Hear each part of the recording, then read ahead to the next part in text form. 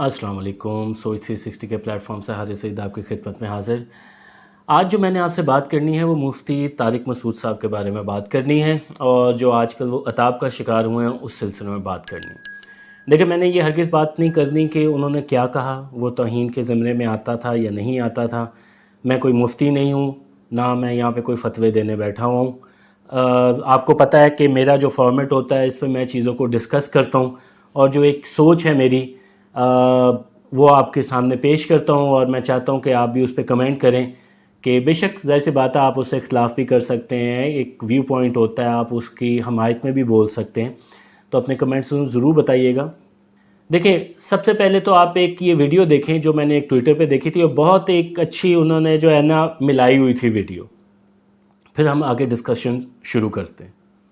मेरे खिलाफ social media पे एक प्रोपेगेंडा चल रहा है कि मैंने ये कहा है कि कुरान में माज़ अल्लाह नक़ल कुफ्र ग्रामर की गलतियां हैं। कि अगर किसी को ये मेरे लफ्ज़ से ये लगा है कि मैंने सैयदुल अंबिया सल्लल्लाहु अलैहि वसल्लम की तौहीन की है तो मैं उससे भी मादरत चाहता हूँ।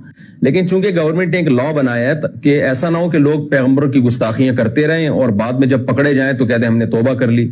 मेरे बारे में ये दावा किया गया कि मैंने ऐसे अल्फाज कहे जिससे नबी सल्लल्लाहु अलैहि वसल्लम की बेअदबी झलकती है या उसमें गुस्ताखी का पहलू निकलता है, ये दावा किया गया।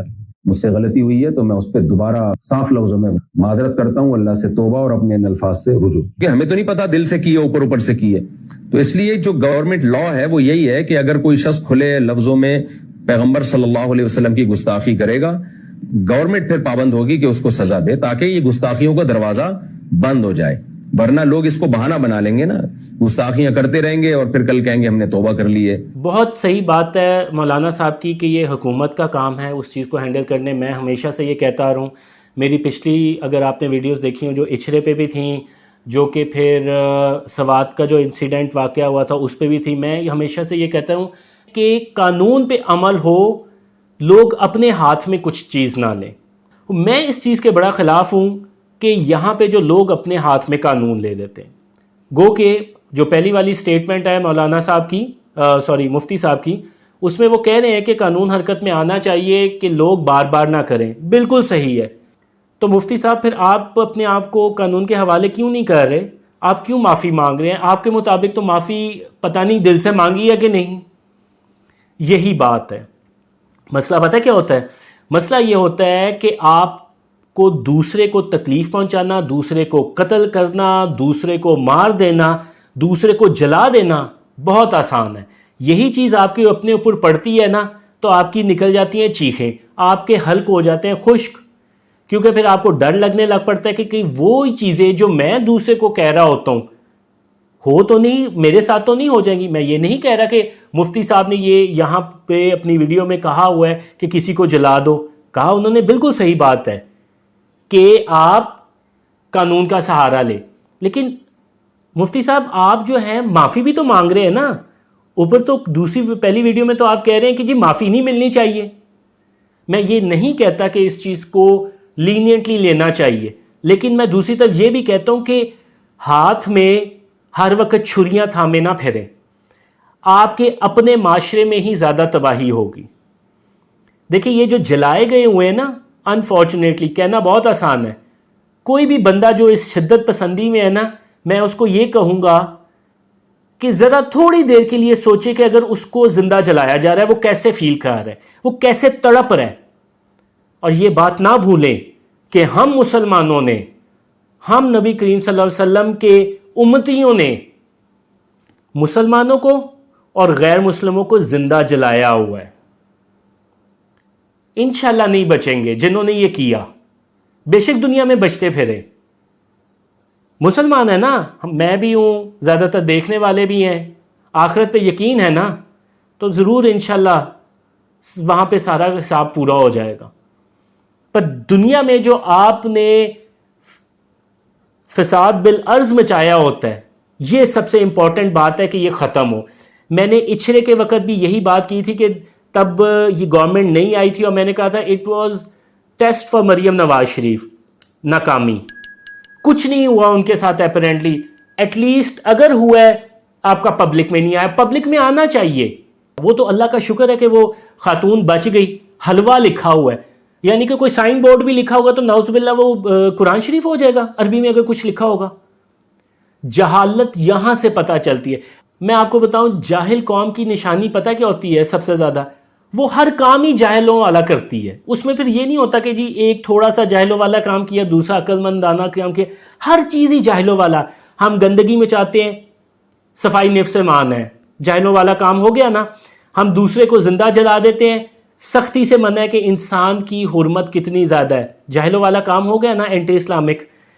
ہم اپنے ہی مسلمانوں کو تکلیف دیتے ہیں، ان کا حق مارتے ہیں، یتیموں کا مال مارتے ہیں، ہم سڑکوں پہ کھڑے ہوتے ہیں، ہم سڑکوں کو بند کرتے ہیں، ہم پانی ضائع کرتے ہیں. جس کا حکم ہوا ہے کہ اگر تم دریا کے کنارے بھی بیٹھے ہو، اللہ معاف کرے مجھے ایگزیکٹ نہیں یاد ہے، دریا کے کنارے بھی بیٹھے وضو بھی کر رہے ہو تو تب بھی اس پانی کو ضائع نہ کرو. اتنی زیادہ اہمیت یہاں سے پتہ چلتی ہے. لیکن ہم نے نہیں سوچنا کیونکہ ہم جاہل ہیں، پھر وہ ہر جگہ پہ افیکٹ ہوتا ہے. تو مفتی صاحب نے جو بات کی تھی، جو اب معافیاں مانگ رہے تھے، آف کورس انسان سے غلطی ہو جاتی ہے، بولتے ہوئے غلطیاں ہو جاتی ہیں. معافی اگر کوئی مانگ رہا ہے اور وہ کہہ رہا ہے کہ مجھے معاف کر دو تو بالکل معاف کر دینا چاہیے. میں بھی اسی سوچ کا حامل ہوں. تب چھریاں نکال کے پیچھے نہیں چلے جانا چاہیے. ہاں اگر کوئی بضد ہے، بار بار کر رہا ہے اور وہ اپنی بات پہ قائم ہے تو تب اس کے خلاف کارروائی ہونی چاہیے. اپنے آپ کو اتنی شدت پسندی میں نہ ڈالیں، اور گورنمنٹ جب تک یہ شدت پسندی ختم نہیں کریں گی، میں بار بار یہ کہتا ہوں کہ اس دن سے ڈریں کہ جس دن یہ گھروں کی بیل بجا کے آپ کو زبردستی باہر نکالیں گے، کہیں گے کہ یہ ہمارے پیمانے پہ نہیں اترتا تو تم واجب القتل ہو. اس طرح معاشرے زندہ نہیں رہتے. اللہ تعالیٰ نے دنیا صرف مسلمانوں کے لیے نہیں بنائی ہوئی. اللہ نے اسلام کو ہی پسند کیا، لیکن کیا اللہ تعالیٰ کو پتہ نہیں تھا کہ اس میں کس کس طرح کی قومیں آباد ہوں گی؟ اللہ تعالیٰ جب خود کہتا ہے کہ کافروں کو بھی میں مہلت دیتا ہوں، تو کیا مطلب ہے کہ کافر اس دنیا میں رہیں گے. آپ نے اس طرح کرنا ہے جس طرح اللہ اور اس کے رسول نے کہا، اور اللہ کے رسول نے کسی کو جلانے کو اور قانون کو اپنے ہاتھ میں لینے کا نہیں کہا. ایون کہ یہاں تک بات ہے کہ آپ جس ملک میں رہتے ہیں اس کے قانون آپ پہ جو ہے نا اس کی عملداری کرنا آپ پہ لازم ہو جاتا ہے، ماں سوائے اگر وہ آپ کو عبادت سے روکتی ہے. یہ بولے نا سارے کے سارے باہر جا کے، یہ مولوی بھی جب باہر جاتے ہیں بولے امریکہ کے وہاں پہ قانون کے خلاف نہیں بولیں گے، اپنے ملک میں انتشار پھیلانا ہے. جس طرح ہم کبھی کبھی پوچھتے ہیں، ایک مسئلہ آتا ہے کہ کوئی بندہ جو ہے وہ حلال بیچ رہا ہے یا حرام بیچ رہا ہے، تو مولانا حضرات مفتی حضرات ہمیں یہ کہتے ہیں اگر وہ بندہ منہ سے کہہ رہا ہے کہ میں حلال بیچ رہا ہوں اور کوئی آپ کے پاس شواہد موجود نہیں ہے تو آپ نے اس کی بات ماننی ہے، اس کی بات پہ یقین کر لیں. تو اسی طرح اگر کوئی بندہ کہہ رہا ہے کہ مجھ سے غلطی ہو گئی ہے تو ہمیں تب بھی یقین کر لینا چاہیے. ہمیں میانہ روی سے چلنا چاہیے. میانہ روی کا ہرگز مطلب نہیں ہے کہ آپ کی کوئی ایک ریڈ لائن نہیں ہے، ٹھیک ہے؟ حضرت محمد صلی اللہ علیہ وسلم کی ناموس کے لیے بالکل کوئی کمپرومائز نہیں، لیکن قانون اپنے ہاتھ میں نہیں لینا چاہیے.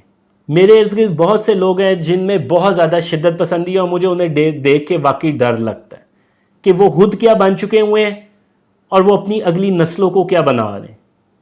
یہی دعا ہے اللہ تعالی ہم سب کو ہدایت نصیب فرمائے. اپنا خیال رکھیں. اللہ حافظ.